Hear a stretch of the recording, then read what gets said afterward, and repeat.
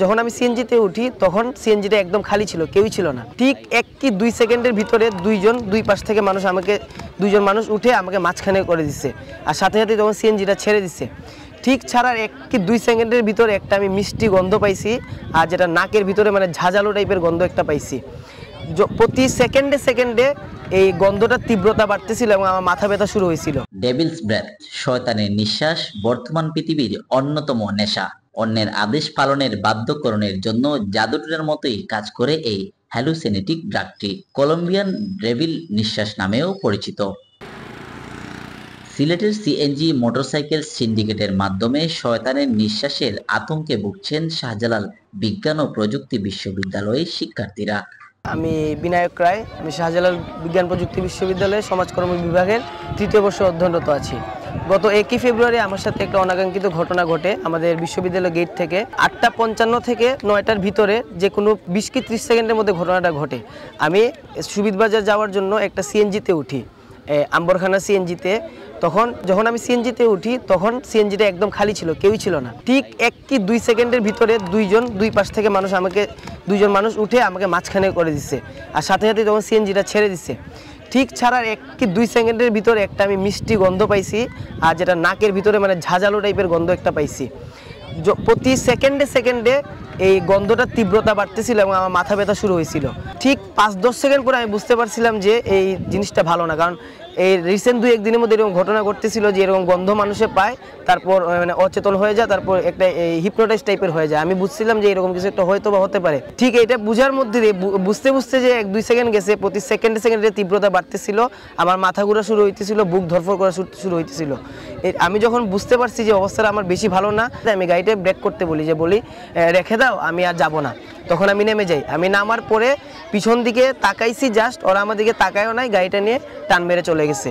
সাথে ওই পাশেই দোকানের পাশে চায়ের দোকানে আমার কিছু জুনিয়র ছিল, আমি ওদেরকে গিয়ে ধরছি।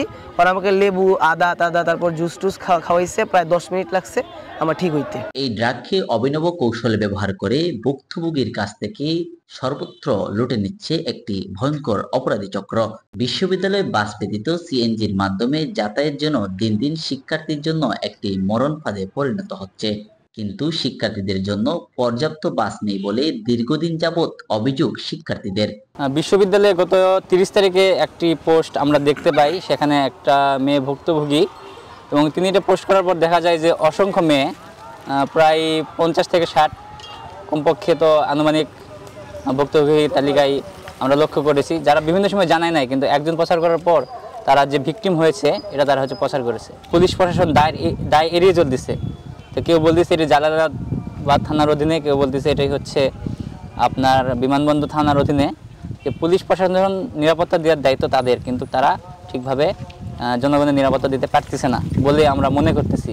এবং পুলিশের উচিত দ্রুত সময়ের মধ্যে যেই প্রকৃত আসামি তাদের গ্রেফতার করে এই প্রতারক চক্র থেকে আমাদের যেই বিশ্ববিদ্যালয় এরিয়ায় যারা ভিকটিম তাদেরকে যেন সুরক্ষা দেয়। খোঁজ নিয়ে জানা গেছে প্রায় দিনই কোনো না কোনো শিক্ষার্থী এই শয়তানের নিঃশ্বাসের মাধ্যমে সিএনজিতে বা শহরের রাস্তাঘাটে সিন্ডিকেটের খবরে পড়ে সর্বত্র হারাচ্ছে।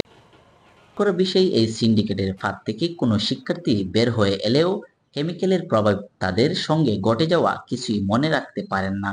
এমনকি কিছু শিক্ষার্থীরা এই ঘুর থেকে বের হতে 2 থেকে 3 দিন সময় লেগে যায়। আমি পলাশ বক্তিয়ার, শিক্ষার্থী, শাহজালাল বিজ্ঞান ও প্রযুক্তি বিশ্ববিদ্যালয়। তো গত 30 তারিখ আমাদের ক্যাম্পাসের এক আপু, উনি 4র্থ বর্ষে পড়াশোনা করছেন। তো উনি টিউশন করিয়ে যখন ফিরতেছিলেন তখন একজন লোক ওনাকে অ্যাপ্রোচ করে টিউশন করানোর জন্য। স্বভাবতই উনি সেটা না করে দেন। না করে দেওয়ার পরে যে লোক ওনাকে অ্যাপ্রোচ করেছিলেন তিনি আরও কাউকে ম্যানেজ করে দেওয়ার জন্য তিনি বলেন এবং আপুর নাম্বার চান। আপু নাম্বার দিতে অপারগতা প্রকাশ করেন। সেক্ষেত্রে তিনি কিছুক্ষণ পরে মানে সাথেই আর কি তার ওই লোক যে আসামি, মেইন আসামি, তিনি মাফলারটা খুলে একটা ঝাড়া দেন। ওর পরে আপুর আসলে ওইভাবে কোনো সেন্স নাই আসলে যে তিনি কি করছেন। তিনি সেন্সলেস হন নাই, কিন্তু তিনি যা কিছু করতেছেন তিনি সেটা স্বাভাবিকভাবে করতেছিলেন না। তিনি কিছুক্ষণ পর 15 মিনিট পরে তিনি দেখেন যে তিনি মিঠাইয়ে ওই লোকের সাথে বসে আছেন এবং মিষ্টি জাতীয় খাবার খাচ্ছেন। তো তিনি তার ফোনটা চেক করার পর তিনি দেখেন যে তার ফোন থেকে তিনি কলও করেছেন, যেখানে শুরুতে তিনি নাম্বার দিতে অপারগতা প্রকাশ করেছিলেন। তারপর তিনি ক্যাম্পাসে চলে আসেন, হলে চলে আসেন। হলে আসার পর ওই লোক যাওয়ার সময় একটা তাকে দই দিয়েছিল, তার রুমমেটরা সেই দইটা খেতে নিষেধ করে, তা সত্ত্বেও সে জোর করে ওই দইটা খায় এবং সে পরদিন ঘুম থেকে অনেক লেট করে ওঠে। স্বভাবত সে এত লেট করে উঠে না আর কি।